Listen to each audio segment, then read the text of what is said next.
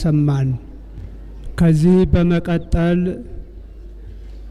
ብፁዕ ወቅዱስ አቡነ ማትያስን ፓትርያርክ ርዕሰ ሊቃነ ጳጳሳት ዘኢትዮጵያ ሊቀ ጳጳስ ዘአክሱም ወእጨጌ ዘመንበረ አቡነ ተክለ ሃይማኖትን በመወከል የመጨረሻውን ቃለ ምዕዳንና ቃለ ቡራኬ እንዲሰጡ ብፁዕ አቡነ ጴጥሮስ ዶክተር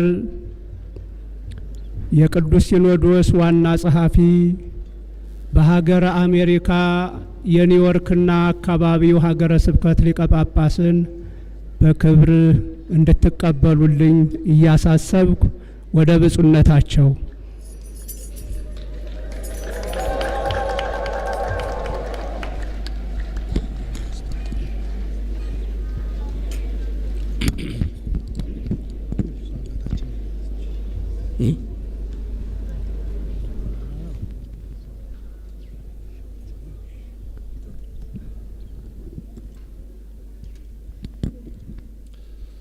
በስመ አብ ወወልድ ወመንፈስ ቅዱስ አሐዱ አምላክ አሜን። ቅዱስ ቅዱስ ቅዱስ ተብለህ የምትመሰገን የሰራዊት ጌታ የሁሉ ፈጣሪ የሁሉ መጋቢ የእኛ አባት አምላካችን እግዚአብሔር ከታላቅ ምሕረት የተነሳ ዓመቱን በሰላም ከርመን በዚህ አስፈሪና ጭንቅ ጊዜ አንተን ተስፋ አድርገን በአንተ ፊት አንተ ባሰራሃቸው ቅዱሳን አባቶቻችን በተሰራው ቦታ ላይ እንድናመልክ፣ እንድንዘምር፣ እንድንማር፣ እንድናስቀድስ፣ እንድንቆርብ የረዳህን የሰበሰብከን ድካማችን ሳትቆጥር አብረህን የሆንክ አምላካችን እግዚአብሔር ክብር፣ ምስጋና፣ ውዳሴ ላንተ ይሆንልን።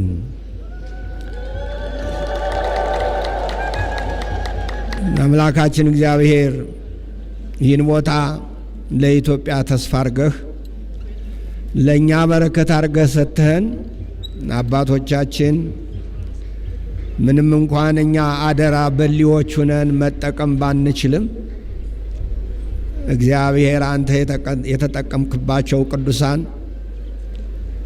የቤተ ክርስቲያን ከተማ ሰርተው ሌላ ነገር እንዳናስብ ካንተ ጋር እንድንኖር አንተን እንድናመልክ ለአንተ እንድንገዛ ስራችን ሁሉ መላእክት እንዲሆን ይህንን ተስፋ የሰጠህን አሁንም እንደገና እናመሰግንሃለን። አምላካችን እግዚአብሔር እንዲህ ዘንድሮ በሰላም እንዳደረስከንና እንዳንተ ፈቃድ፣ እንዳንተ ሐሳብ፣ እንዳንተ ውሳኔ እንዲህ ባለ መልኩ እንድናመልከው እንዳደረከን ሁሉ ጸሎታችን ተቀብለህ እንባችን አብሰህ የዛሬ ዓመት ደግሞ በሰላም እንድታደርሰን ፈቃድ ይሁንልን።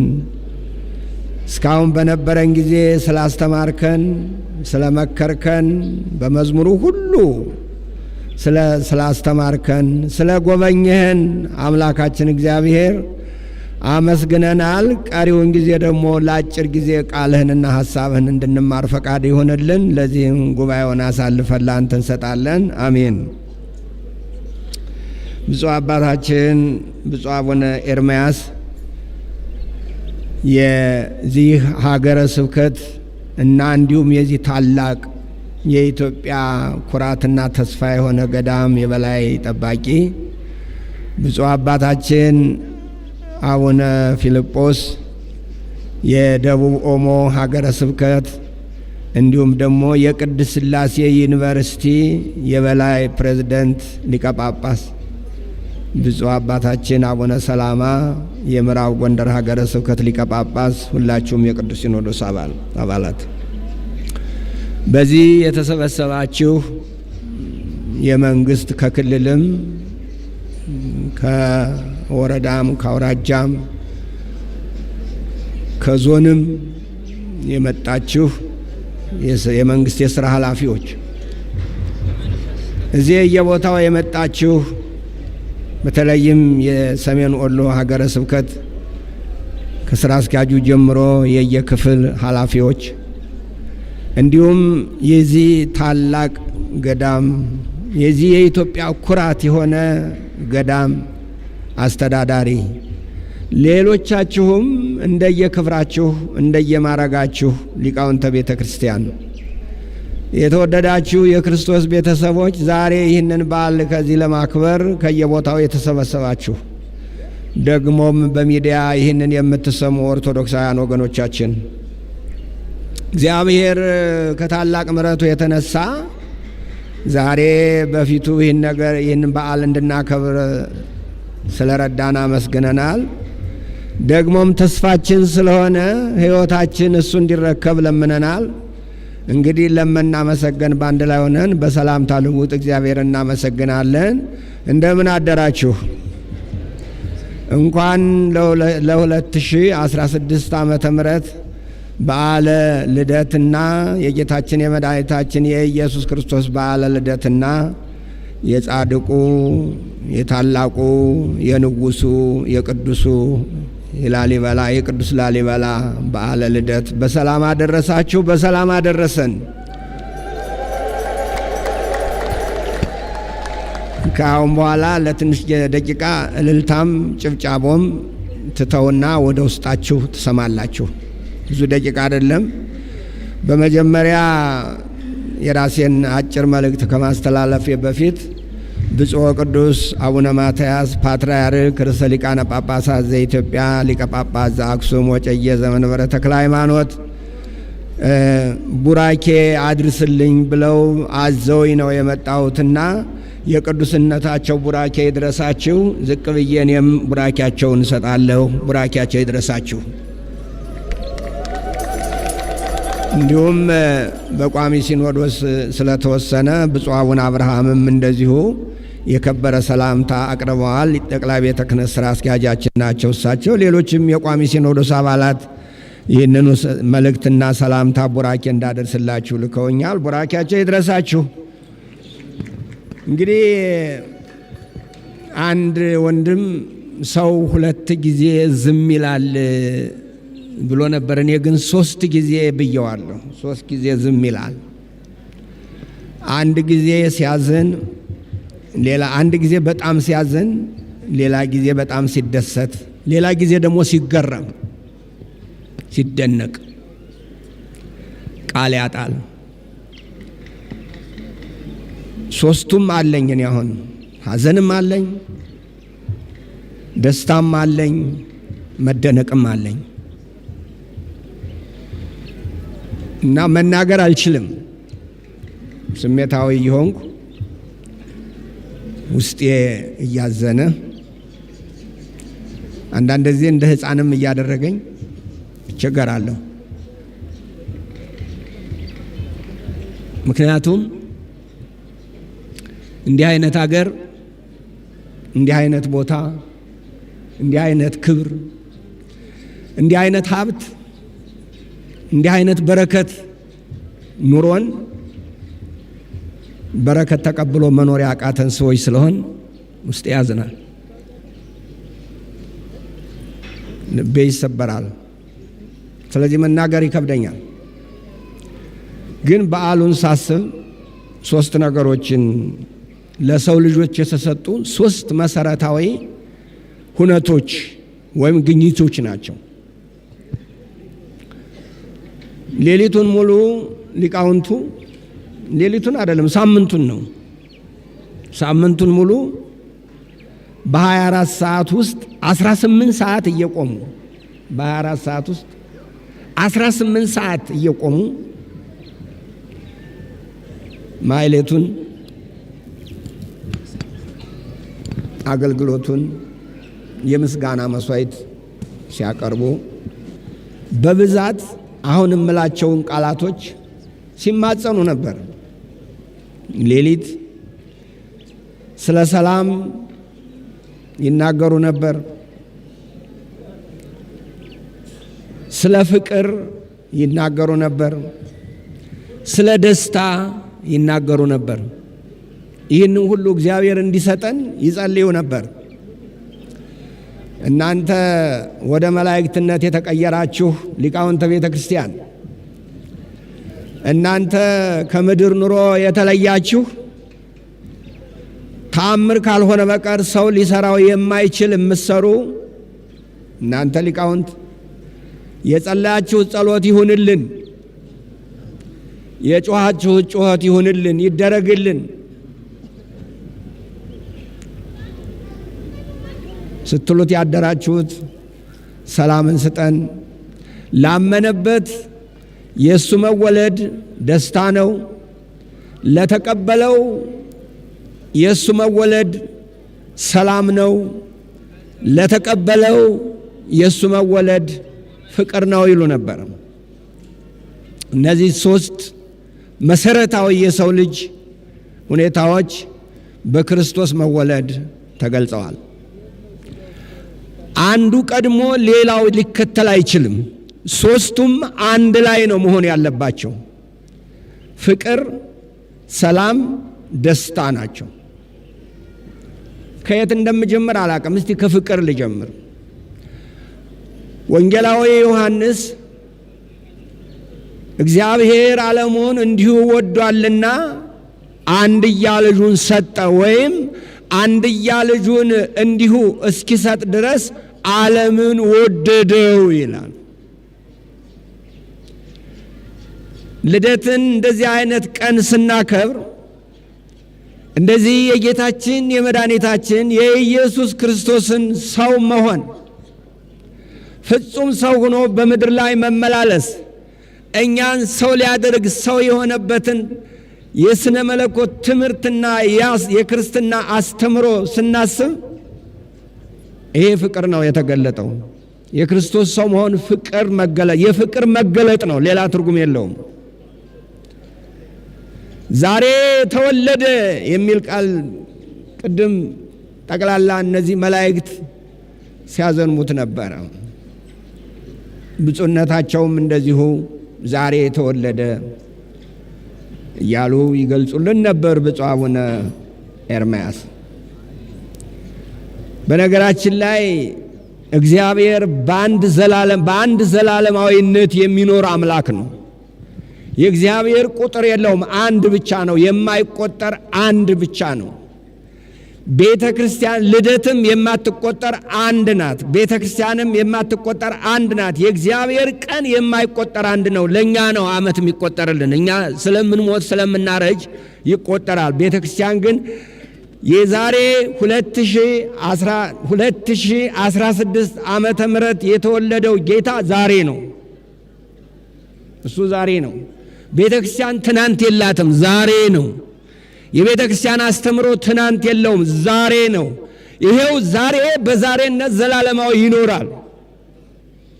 ስለዚህ ይሄ በዛሬነት የተገለጠ ፍቅር ዛሬም ለኔና ለናንተ በዛሬነት ተገልጧል። ሌሊት ሊቃውንቱ በሚናገሩበት ጊዜ ላመነበት ነበር የሚሉ። ለዘያምን ላመነበት ይሰጣል። እግዚአብሔር ሰጥቷል በምድር ላይ ፍቅርን።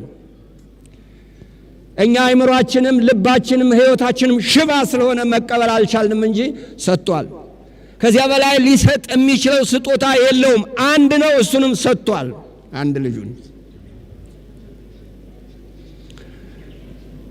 የፍቅር ሰው የተባለው ቅዱስ ዮሐንስ ስለ ጌታችን ስለ ኢየሱስ ክርስቶስ ሰው መሆንና አዳኝነት ሲገልጥ እግዚአብሔር እንዴት እንደወደደን አንድያ ልጁን በመስጠት ገለጠው ነው የሚለው። ከዚህ በላይ የሚሰጠው ፍቅር የለውም፣ ጨርሶ ሰጥቷል። እኛ ደግሞ ያንን ፍቅር አበላሽተን ጥላቻን መርጠን በጥላቻ እንኖራለን። አባቶቻችን የዛሬ 800 ዓመት ይህንን ቦታ ሲሰሩ እንደዚህ ብለን እንድናከብረው አልነበረም። ሰማይና ምድር እስኪገናኙ ድረስ በደስታ እየዘለልን እየዘመርን ሰማያዊ ኑሮ እንድንኖር ነበር። የዛሬ ዓመት እዚህ ስመጣ የተሻለ ሰው አግኝቼ እግዚአብሔርን አመስግኜ ሄጄ ነበር። ያ ክፉ ቀን በዚያው ይቀራል ብዬ ነበር የተመኘሁት። ግን ምኞቴም ጸሎቴም አልተሳካም። የቤተ ክርስቲያን ምኞትም ጸሎትም አልተሳካም። ራሳችን ካላታለልን በቀር እንዲሁ ዝም ብለን ካልተጃጃልን በቀር ጥሮች አይደለንም፣ ወድቀናል። ፍቅር መቀበልም አቅቶናል። 99% አማኝ ያለበት ሀገር አንድም ሰላም ከሌለ እምነቱን አንኖረውም፣ ወይም እምነት የሚባለው ነገር አልገባንም ማለት ነው። አሁን አስብ ነበር፣ ጃፓን እምነት የሌላት ሀገር ናት። በአመት አንድ ቀን ነው የአምልኮ ቦታ የሚሄደው በሙሉ። 80 ሚሊዮን ህዝብ ነው። 80 ሚሊዮን ህዝብ በአመት አንድ ቀን የአምልኮ ቦታ ይሄዳል። ግን ጦርነት የለም ጃፓን፣ ረሃብ የለም ጃፓን፣ የርስ በርስ መከፋፈል የለም ጃፓን። ጄኔቫ ሄጄ ነበር ባለፈው። 5-6 ቋንቋ አላቸው። በቋንቋ የሚጣላ ሰው የለም። በቋንቋ የሚጣላው ደንቆሮ ነው እንጂ ሰው በቋንቋ አይጣላም። ቋንቋ ለሰው እንጂ ሰው ለቋንቋ አልተሰጠም። ያም ፍቅር ተሰጠን፣ ፍቅር መኖር አቃተን። አያሳዝንም? እንዴት እንደሚሰማችሁ አላቅም። ወርቅ ተሰጠን በማይረባ በቆሻሻ ላይ መውደቅ የምንፈልግ ድሆች፣ አይምሯችን የደህየ ትልቅና ትልቅ አገርና ትልቅ ህዝብ በትንሽ ዘመን ላይ ወደቀ። ትልቅ ህዝብ ትልቅ አገር በትንሽ ጊዜ ላይ ወደቀ። እግዚአብሔር ትንሽነታችን ተመልክቶ ከፍ ያርገን፣ በፍቅሩ ይጎብኘን። እሱ ፍቅር ተገለጠ። እኛ እንድንኖረው ፍቅር ተገለጠ። ሌላ እንዲኖረው አይደለም፣ እኛ እንድንኖረው፣ በተለይ ክርስቲያኖች እንድንኖረው። አብላጫ ቁጥር የኢትዮጵያ ኦርቶዶክስ ተዋሕዶ ቤተክርስቲያን ነው። በኢትዮጵያ ውስጥ ክርስቲያን አብላጫው። ግን ራሳችንን ማዳን አልቻልንም፣ እንኳንስ ሌላውን ልናሳምን። ኦርቶዶክሳውያን ወገኖቼ፣ ዛሬ እግዚአብሔር በዚህ በልደት ቀን አንድ መልእክት ይናገራል በቤተ ክርስቲያን በኩል። ፍቅር የሚባለውን ነገር ተለማመዱት፣ ተቀበሉት። ፍቅርን ካልተቀበልነው ምግብ ቢሰጠን እንኳን ካልተቀበልንና ካልበላ ነው ይሸታል እንጂ ምንም ነገር አይሆንም። ማንኛውም ነገር ካልተገበረ ህልው ሊሆን አይችልም። ፍቅር አፍቃሪ ሰዎችን ይፈልጋል። ካልተሰራ ሕያው አይሆንም፣ ደግሞ ኤግዚስት አያደርግም። ይቅርታዬን ቃል ልጠቀም። ፍቅር አንደኛው የተገለበጠበት ነው። እሱን እንድንኖረው እግዚአብሔር ለኛ አደራ ሰጠ። ሁለተኛ በዛሬው ዕለት የተገለጠው ደስታ ነው።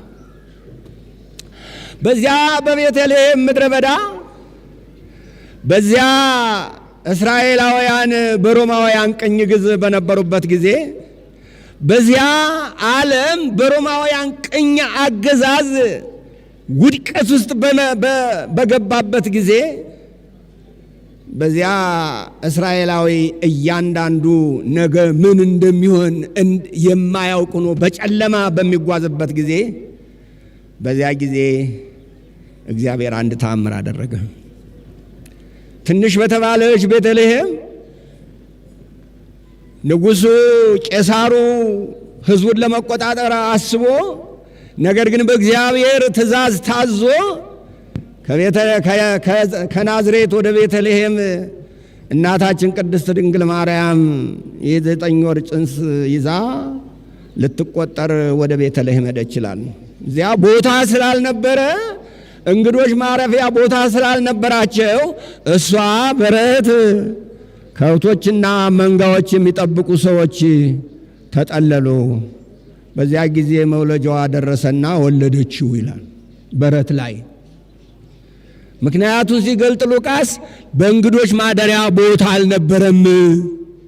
ለቅዱሳን ሰዎች ዓለም ቦታ ስለሌላት፣ ለእንደነዚህ አይነት ሰዎች ዓለም ቦታ ስለሌላት ቦታ ስላልነበረ እሱ በረት ላይ ወደቀ እና እንግዲህ አስቡ፣ ሌሊት ነው፣ በረት ነው፣ ዘመኑ ጨለማ ነው። ጌታ ተወለደ። እዚያ ግን ወዲያውኑ እሱ እዚያ ከተገኘበት ቦታ ላይ አዲስ ክስተት ተፈጠረ። ምንድነው የሆነው?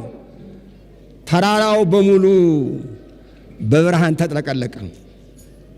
በብርሃን ተጥለቀለቀ ተራራው። በዛን ጊዜ እረኞች ናቸው፣ ዝቅተኞች ናቸው፣ ምንም ነገር የላቸውም። ደነገጡ። ምክንያቱም ፍርሃት ነው። ዘመኑ የፍርሃት ዘመን ነበር። ልክ እንዳሁኑ እንደኛ ማለት ነው። የፍርሃት ዘመን ነበር። አንድ ነገር እንዲህ ባለ ቁጥር ሰው መፍራት ነው። ምክንያቱም ዋስትና አልነበረም። ስለዚህ መልአኩ ወደ ልጆቹ ወደ እረኞቹ ቀረበ። አይዟችሁ፣ አትፍሩ። ይህን ቃል ዛሬ ለኢትዮጵያ ቢናገር እግዚአብሔር፣ እስቲ አንድ ጊዜ በሉ፣ አይዟችሁ አትፍሩ። ከኔ ጋር በሉ እስቲ። አይሰማም? አይዟችሁ አትፍሩ።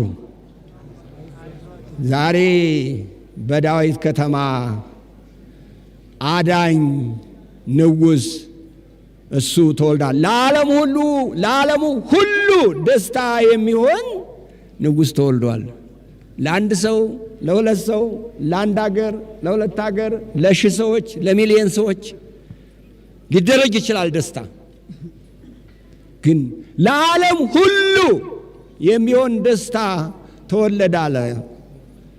ይህንን ነው የምናከብረው ዛሬ። ይህንን ነው የምናከብረው ዛሬ። ዛሬ ተወለደን፣ ዛሬ ደስታ ይሆንልን ዘንድ ነው የምናከብረው። እንዲሁ አንድያችን ተስፋ እንዳንቆርጥ እነዚህን መምህራን ሰጥቶን፣ አይ ሲያምሩ፣ አቤት ስጦታ፣ አቤት እግዚአብሔር ይመስገን ለኢትዮጵያ የሰጣት መጽናኛ። እናንተን የያሬድን ማህሌት ምን አልኩኝ? ላሊበላና ያሬድ ስህተታቸው ኢትዮጵያ ውስጥ መገኘታቸው ነው አልኩኝ። ስህተታቸው ኢትዮጵያ ውስጥ መገኘታቸው ነው። ሌላ ሀገር ቢሆን ይህን ጊዜ ተራራው ሁሉ ወርቅ ነበር የሚሆን። አሁን እንደዚህ ድሃ አታይም ነበር። ግን እኛ አይምሮአችን ድሃ ስለሆነ ነገን ማሰብ ስለማይችል የዛሬ 800 ዓመት የሰሩት ሰዎች አክብረን በዚያ መጠቀም ስለማንችል እንጂ በዚህ ውስጥ ግን እነዚህ ምሁራን የራሳቸውን የተማሩትን፣ ያወቁትን፣ የተረዱትን ያን ብቻ ነው የሚያውቁት። በቃ ከእግዚአብሔር ጋር መሆንም ብቻ እሱን ብቻ ተምረዋል። እሱን እያደረጉ ይሄው ይሞታሉ። እግዚአብሔር እድሜ ይስጣችሁ። ለእናንተ ሌላ አይደለም፣ እድሜ ይስጣችሁ። የኢትዮጵያ ተስፋ ሆናችኋል። ዛሬ ተወለደ እያሉ ዛሬ ደስታ ተወለደ ነው የሚለው።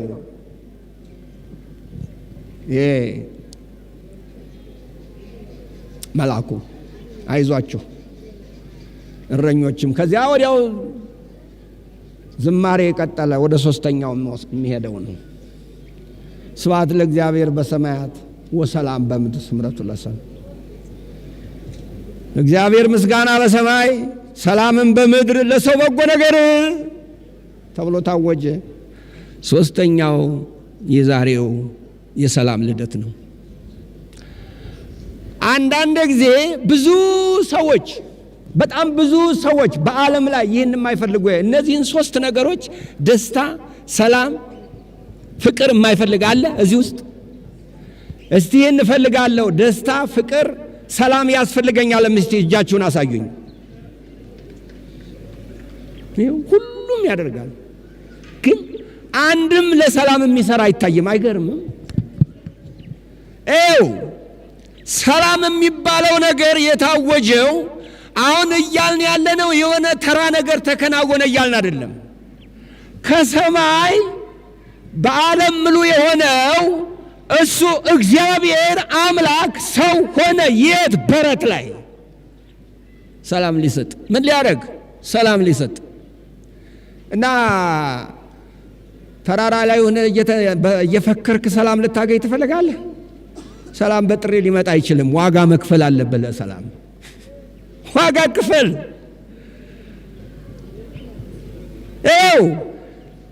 አደረገ እኮ የምንለው እሱ ከሰማየ ሰማያት ወርዶ በጠባብ ደረት በአጭር ቁመት ተወሰነ ነው እኮ ያልነው። ሕፃን ሆነ፣ ተራበ። መራብ ብቻ አይደለም የሚለብሰው አጥቶ በቅጠል ተጠቀለለ እኮ ነው እያልን ያለ ነው። አሁን እዚህ እንዲያው አደራችሁ እንዳት እዚህ ካላችሁበት ስልጣን እንዲያው ወረድ ብላችሁ ዘበኛ ሆኑ የምትባሉ በፈቃደኝነት የሚሄድ ሰው ይኖራል አትበሉኝ። አይኖርም፣ በፍጹም አይኖርም እያልን ያለነው ከሰማየ ሰማያት ከመላእክቱ ዙፋን ከዚያ በረት ላይ ተገኘ ነው እያልን ያለነው። ምን ሊያረግ ንገሩኛ። ምንድነው ርዕሳችን? ሰላም ሊሰጥ። ሰላም ሊሰጥ ሌላ ትርጉም የለውም። ሊሾም ሊሸለም አይደለም። እሱ ሰው ሆነ እኛን ሰው ሊያደርግ ሰላም ሊሰጥ። እኒህን ሶስቶቹን እስቲ ለማድረግ ሁላችን ቃል ገብተን ሐሳባችንን እንደምድም። እግዚአብሔር የዛሬ ዓመት ደግሞ እንዳናለቅስ ይርዳን፣ ተስፋ እንዳንቆርጥ ይርዳን፣ እንዳንፈራ እንዳንሸማቀቅ። አሁንም እኮ ስንናገርም እኮ እየተሸማቀቅን እኮ ነው። እንዴት አድርጎ በነፃነት መናገር ይቻላል? አይቻልም። ምክንያቱም መተማመን የለም፣ እውነት የለም፣ ጽድቅ የለም።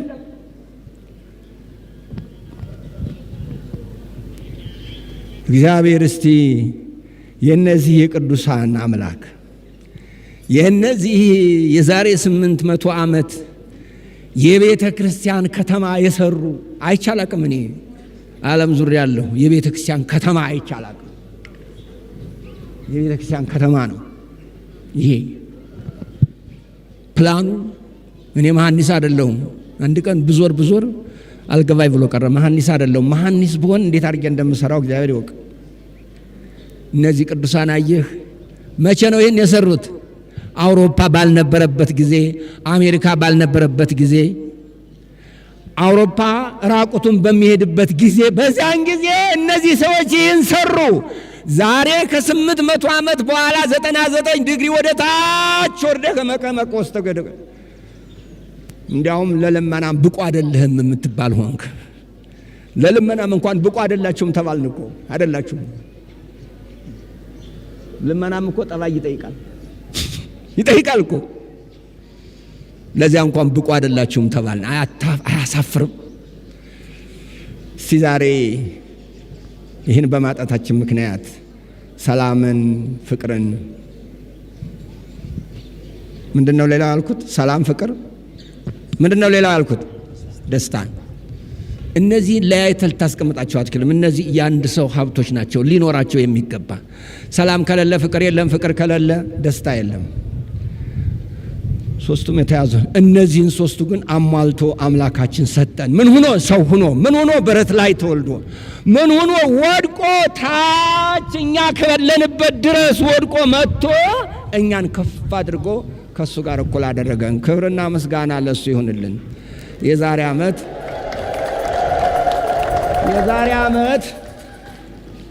ደስታ የምናወራበት ዓመት ያርግልን።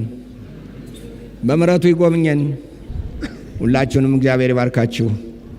እዚህ መጥታችሁ ተስፋ ሳትቆርጡ በተስፋ ተሞልታችሁ ሂዱ። የዛሬ ዓመት ተስላችሁ ስለታችሁን በደስታ ይዛችሁ ለመምጣት ያብቃችሁ። የመጨረሻውን ቡራኬ ብፁዕ አቡነ ሰላማ ይሰጡናል።